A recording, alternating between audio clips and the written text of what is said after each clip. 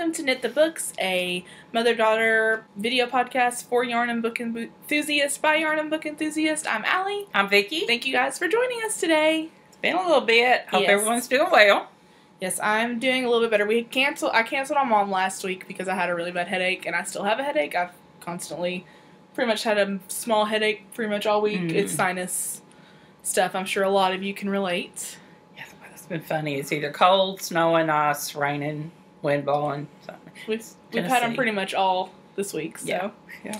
Before we get started, you want to tell them your good news? I have news. So the use of you all that have been watching all along know that since we moved here in July of 2016, I have been commuting from here to Gallatin, Tennessee to work. I got a new job. This was my second week. I am still, for right now, I'm doing training, and I'm having to commute almost an hour, but that's good. It's training hours, so I'm home early every day. But I will be based in Crossville, which is 30 minutes from here. I'm so excited.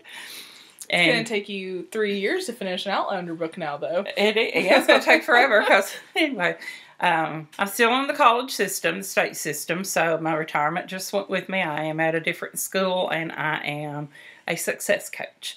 I'm very excited about it. It's a position where as soon as a student applies to the school, they are assigned a success coach, and the coach works with them their first full year to help them get admitted, their financial aid, any issues they have. I'll be their advisor and their come-to person when they got trouble. So I'm very, very, very excited. I can't wait to get started with my students because we're doing some pretty good in-depth training right now. Cool. So with that said, in May, we get to go to Charleston, South Carolina for a conference for this new job. So if anybody in that area knows of a good local yarn store, put it in the group, because I'd like to visit one while I'm there. Well, we'll hook you up. Somebody can hook me up, I'm sure. Well, have you been knitting much? No, I haven't. I don't know what I've been doing with my extra time I've got, but it's not been knitting much. You've been resting. I've been trying to get used to the change, I think. So, but yeah. Do you have anything finished? No. Okay, I have one thing finished. You go, Allie. I finished spinning something, actually. These are... those beads, y'all. 2 bags of bat links from Hobbledehoy in her, I think it's called Poetry colorway. It's a mostly white with blips of different colors throughout. And when last year, was it over Labor Day, Craftsy had, like, where you could pretty much watch everything for free? I watched... JC Boggs' art yarn class. I think that's who it was. I think that's her name. I'm drawing a blank. My brain doesn't work lately. And I watched part of the thing on beads, and I decided I wanted to do that with this yarn. And all I did was I took the beads, these are just seed beads that I got from Hobby Lobby, and I pre-strung them on one of the bobbins. And I didn't count, I just strung a bunch on. And then I would just randomly feed it up top while I was spinning before it went through the orifice. And I put in an extra twist before and after the bead just to help steady it a little bit more. And then I used up all the beads that I put on there, so I broke it so I could add more. And then I just strung beads all throughout it. I meant to have it skeined up before I came here, and I kind of forgot. So we're lucky we're lucky I brought it with me, but I am going to do like a wall hanging with it, a weave wall hanging. So pretty. So hopefully I'll have a finished object with it. Not soon, but one day. But I got quite a bit of yardage. That's one of the things I like with those batlings. I can spin them a lot thinner than I can other spinning things. So, well, what have you been working on then? Well, I am working on this shawl that I was the scarf that I was working on before. I've made quite a bit of yes, you have. Progress since we recorded last. I have gone from here all the way up to here. That looks really pretty, Mom. It's really pretty. It's nice. It's done. What it'll do, it's on the diagonal, and then it's increasing, and then it'll decrease to where the other end will look just like this. So, I actually worked on it a little bit this morning. I took it with me when I went to get my hair done, but I was so cold I stayed under my cape the whole time she was working on my hair. Pattern and yarn. What's the pattern and yarn? It's from HEHC Wools. It's her yak sock base. It's 10% nylon, 70% superwash merino, 20% yak, in the Vertigo colorway. And it says it will not felt, it's machine safe. The name of the scarf is Shine, and it's by Janina Calios. There you go. And then let's scoot it over just a little bit. You can see it on her. Isn't it pretty? It's a pretty fun pattern. My friend Jennifer is making one. That's what got me started. So good. In my Halloween Whimsy Stitches bag, I have a toe-up sock that I've been working on. I love that yarn hook. What's that? These are my Knitting Color mini skeins that I'm striping. So currently I have Ain't It Fun and MLP striping, and I have I thought I'd be into one of the other colors by now, but I'm not. Oh, I'm almost into the next color on this one. So did you tie that to Daniel?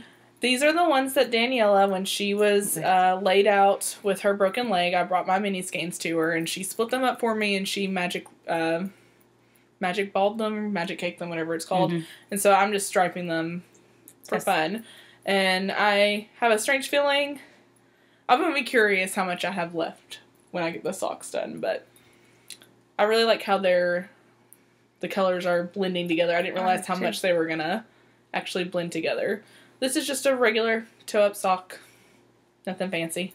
I'll be putting a Fish Lips Kiss Heel in it before I know it. So before you know it. And the other thing I'm working on, it's in a Whimsy Stitches bag. The Knitting Chickens. I love this bag. I think it's so cute. And I love, look at the inside. Isn't that cute? Super cute. Super cute. So this is a Brave at Heart. And it's by Lydia Brown. Yeah. Yes. It's Yowza. Miss Babs Yowza. And they've Gotta Love Me. And that is turning out so pretty. Isn't it turning out pretty? I think that this is what I'll do this afternoon after you go home. I think I'll work on this some more. I realized I wanted to wear my Brave at Heart that I knit last year out of the Knitting Color Haunted Harvest. Mm-hmm. And I realized I never blocked it. So I need to do that. I've got so some I can blocking wear I it. need to do. Yeah, I just don't. Our training room is pretty cold. So I actually am probably going to try to get a couple things blocked this afternoon where I can have them to throw around my neck. We gotta get you to knit yourself a sweater. Mm-hmm.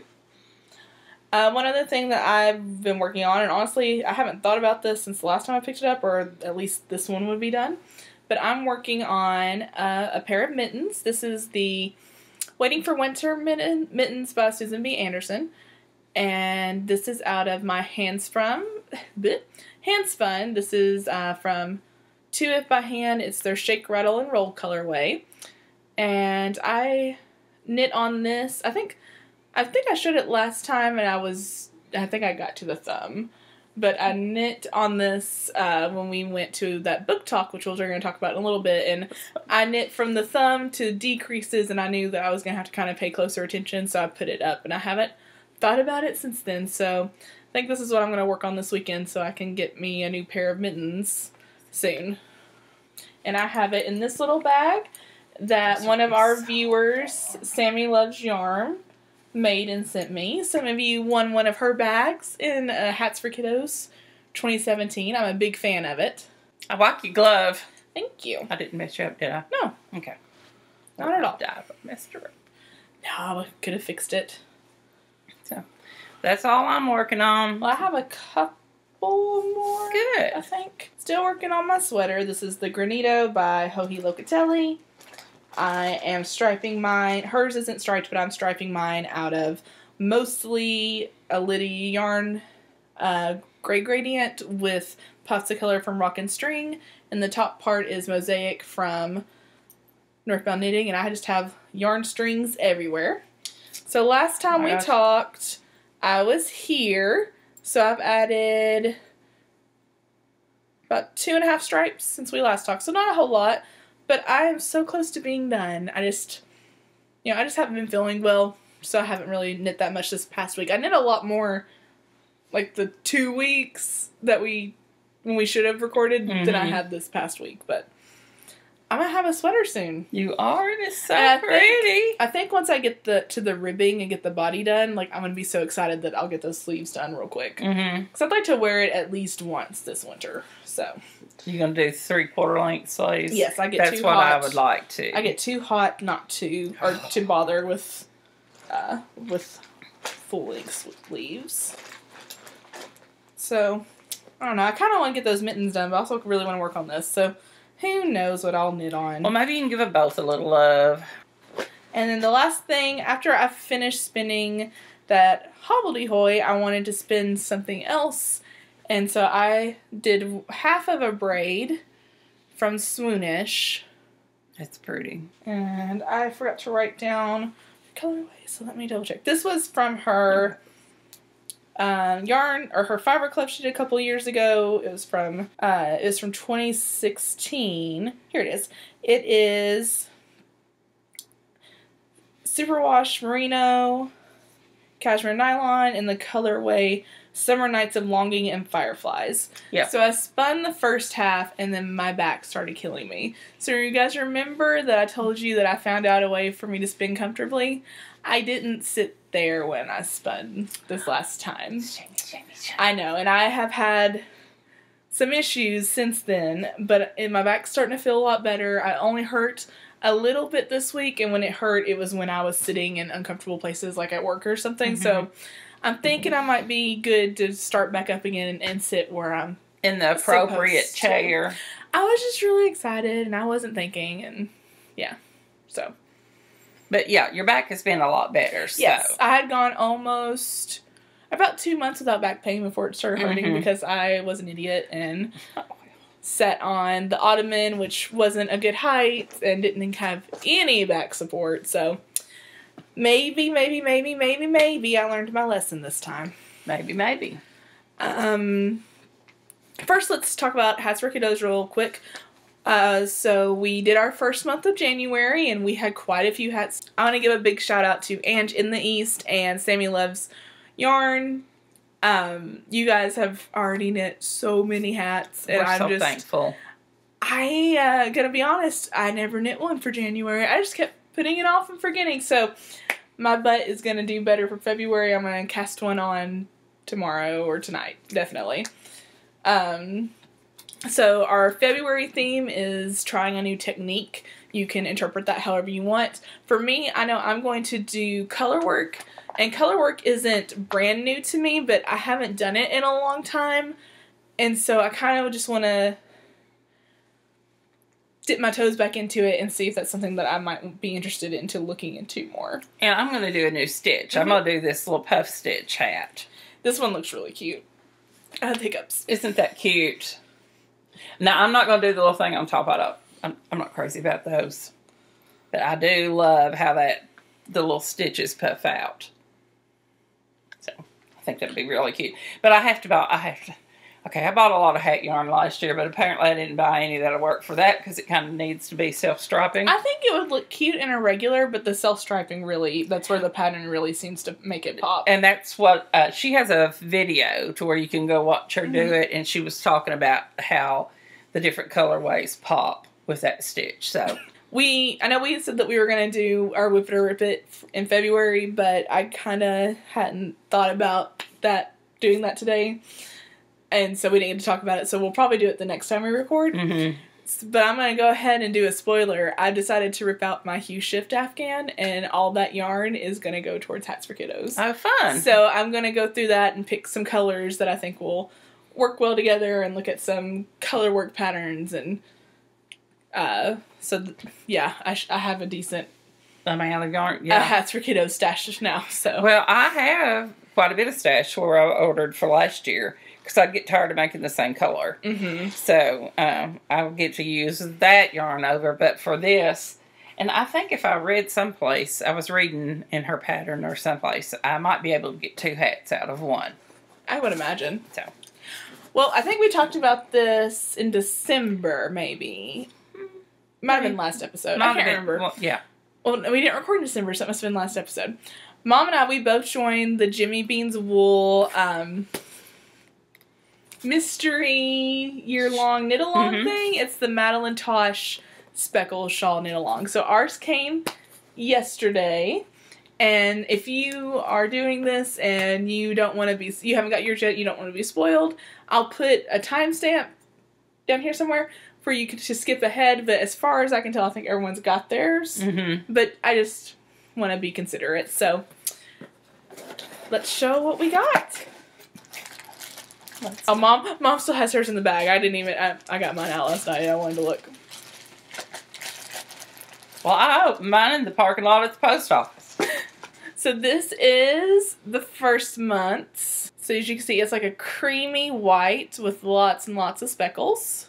I love that turquoisey one. I know. I cannot wait to see this knit up. I know it. And then what comes along with it, and I won't show the back because it's the pattern, but you get these cute little index card things. They're like very hefty, very good. On the front, it has the Tosh Shawl Club and, you know, a little bit about like the stitches and stuff like that, and then the back has the January pattern. But it doesn't have a color, so I think these are just specially dyed for this. Probably. At the end of every month, you get a new 100-gram ball, and all of the ones for this are going to be a different speckled one, and you get the next part of the pattern. And I know previously what they did was if you decided to join after it started, you could pay for the previous months and then also pay for the rest of the year. So if you didn't want to, if you have decided that you wanted to join in, as far as I know, you can pay for January's and then also sign up for the rest of the year, if that makes sense. Because they have an option where you can pay for the entire year at once, or they have the option where you pay monthly. So as far as I know, you can back pay as well. So hopefully I'm right about that. And I guess to segue into books, let's talk about our book talk we went to. Yes. And we're going to use that as a segue because we were in Nashville, so we stopped at Bliss Yarns. We did, and we both bought yarn by the same dyer. Mine is Blueberry Jam. Mine is Dancing at a Funeral. And I love it. I love both of them. I mean, this is just me anyway, but that name sold me, and it was also the only skein they had left.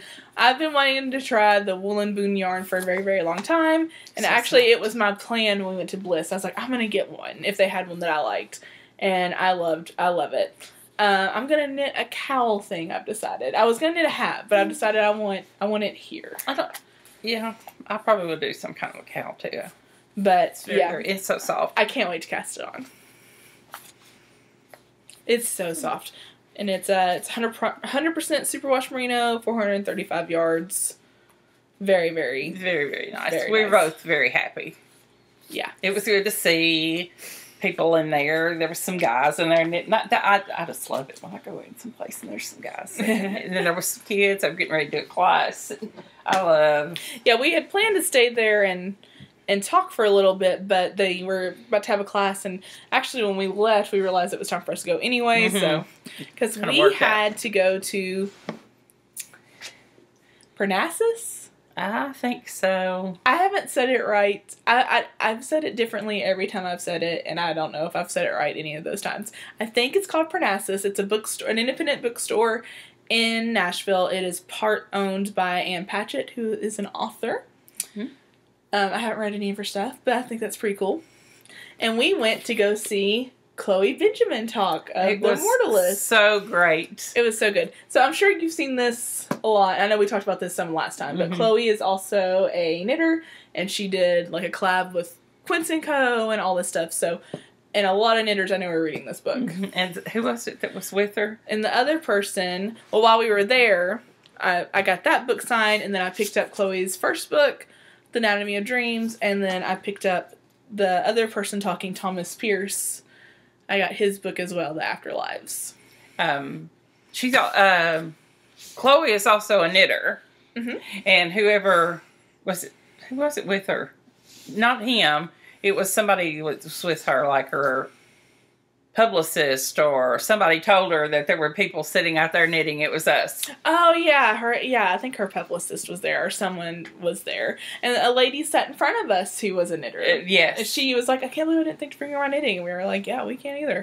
So, but it was so much fun. We were there for about an hour, and they just asked them some questions, and they talked a little bit about their writing processes and how they thought of their books, like these books in particular, and if they were working on anything new, and they were both just very, very nice. Chloe was actually on Seth Meyers' show this past week, so I'll link to her little YouTube clip in the description box below. Oh, cool.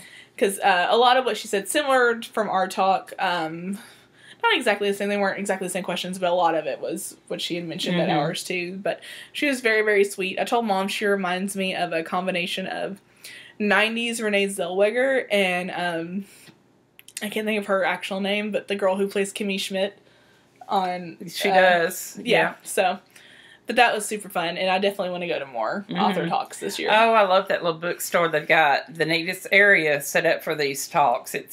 They may have opened it up some because they had some of those round turns and shelves, but they had chairs and they had the sofa. They had little tables at the end of the sofa that people could sit on, and they had, what are those things called? Ottomans. Ottomans. Big ottomans people could sit on. It was just so neat and everybody was so friendly. I loved it. I want to go back to more too. And they had a good crowd too. So. Yes, because they had to bring chairs out. A couple of times actually. But the bookstore's great. I wanted to buy more, but I knew I wanted to get their books. So, and I got them signed, of course. And it was so neat. It's had the big letters that pushed on the bookshelves. I know, that's my dream, is to have a library with a ladder that I can push back and forth. One day. Yeah, it was a lot of fun. Anytime you ever get to go to an author reading like that, it's really great. When we lived in Bowling Green, I got to see Danielle Steele.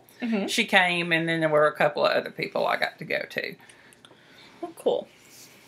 Well, since we've talked a little bit about books, I listened to Good Me, Bad Me by Allie Land. It was narrated by Imogen Church, who is one of my favorite narrators for books. She narrated a couple of Ruth Ware's books and a couple of other ones. I've listened to a few books by her, but I can't remember. I want to say she did one of Paula Hawkins' books, but I can't remember if it was Into the Water or Girl on the Train. It might have been both. So that's the one. You've already finished that one? Yeah. It's short. It was only like 10 hours. Oh, okay.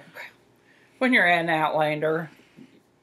No. Yeah. But it was really good. This is a book about Millie, who is 15, and she is in foster care because she turned her mother in for killing children. And she was abused her entire life. So it's basically her worrying about how much of her is who she really is and how much of it goes back to what she grew up with. So it's kind of like a nature versus nurture thing. And it's really, really interesting. It's a quick read. Like, I think if I had read it, like, even as a book, it would have been a quick read, and you just immediately get drawn into it. I recommend listening to it just because I thought Imogen Church she just does such a good job. Okay. There is, some talk of child abuse. It's not super graphic, but that is in there. And there is some talk of sexual abuse. It's not super graphic again, but that is in there. And I do like to make note of that when that is in there, because I know some people they can't listen to it and they can't read it. And I get it and I respect that. So, but it's not super graphic at all, but it is there. But I really liked that one. But that's all I finished. Okay. Well, okay. Does finishing a couple of sections of an Outlander book count? I feel like it should. Okay. I'm listening to A Breath of Snow and Ashes, and they have divided it into 7 parts, and I am on part 4. So you're about halfway. It's 57 hours and 46 minutes for the whole book. The one previous one of hers was like that too, broke down into the sections. But it's so good. I just love it. Good. Is that all you? That's all. Yeah. And I'm still reading The Immortalist by Chloe Benjamin. And I feel like me saying I'm still reading it means that it's bad. This is such a good book. But I've read quite a bit of it though. I'm in the last section. Because if you remember, this book is about 4 siblings who go to a fortune teller and find out the day of their death. And the book is broken up into the 4 parts. So you have each of their stories from that point, basically, until death. And it's just a really interesting discussion to see on, are they dying on that day because she told them that they would, and, like, they're so freaked out about it that they just, You know, like, they're just doing whatever. It doesn't matter. I'm about to die. I'm just going to do whatever. And are they causing their death? Or would they have died no matter what that day? It's like, it's super interesting. And what I like about how she does it is, they all have their own section. And I've read the first 3. I'm about to start the oldest siblings section. And they all have their own voice. And, like, it really is, like, its own novella. But there's that that arc that connects all 4 stories together, and it's just incredibly well done.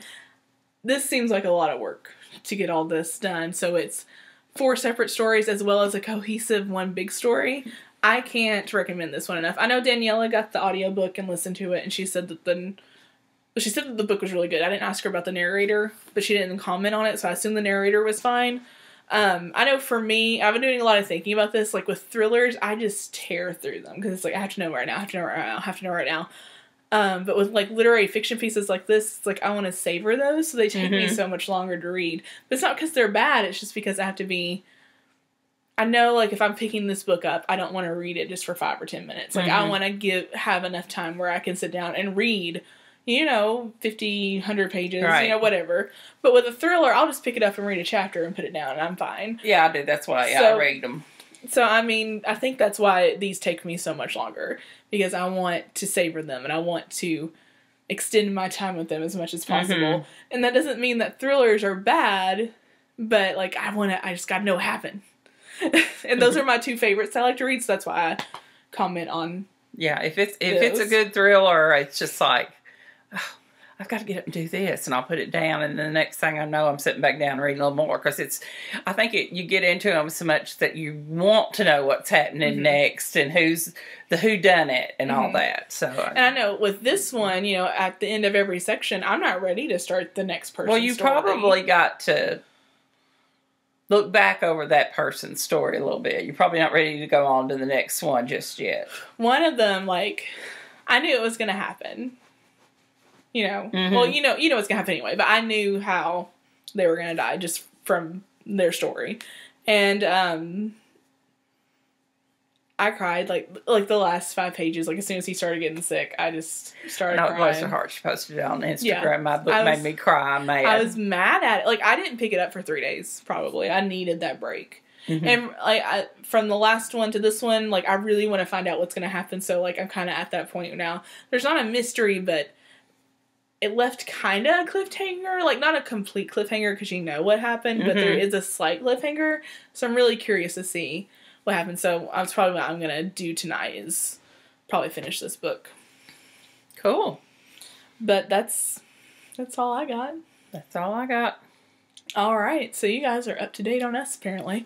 Life is good. Yes. Everything is good. So we will plan to meet again. We might try and record on the 17th.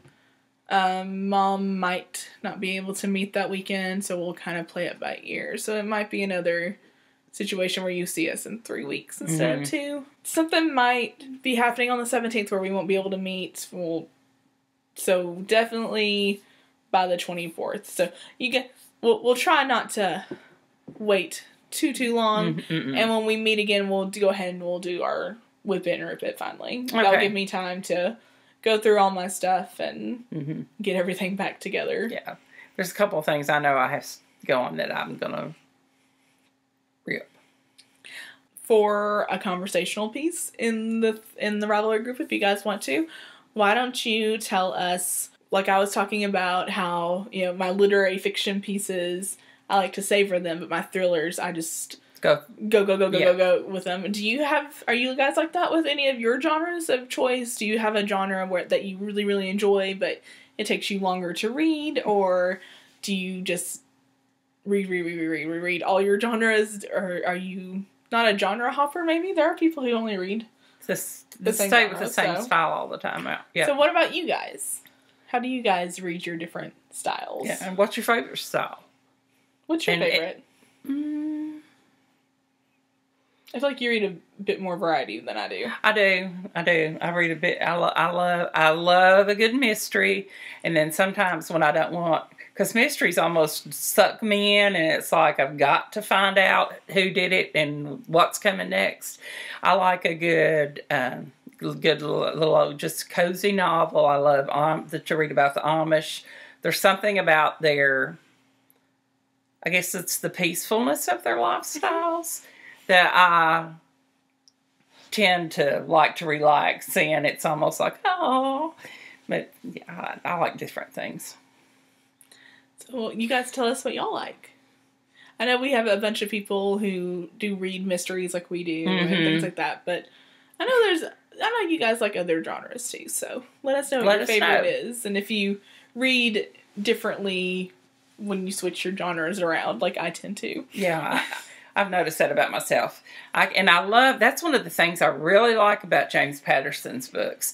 They're mysteries, but if I've got a bunch of jobs going on as in housework or laundry or something, his chapters are short, and it's like I can get 2 or 3 finished before I have to do something else. So I also like to do that. It's like, instead of one more row when you're knitting, it's one more chapter. Well, that was a quick one. Well, thank you guys for joining us. Yes. And we'll see you guys in a couple weeks, and maybe a new scenery. Maybe. We'll see what's going to happen. So we'll talk to you guys then. Bye.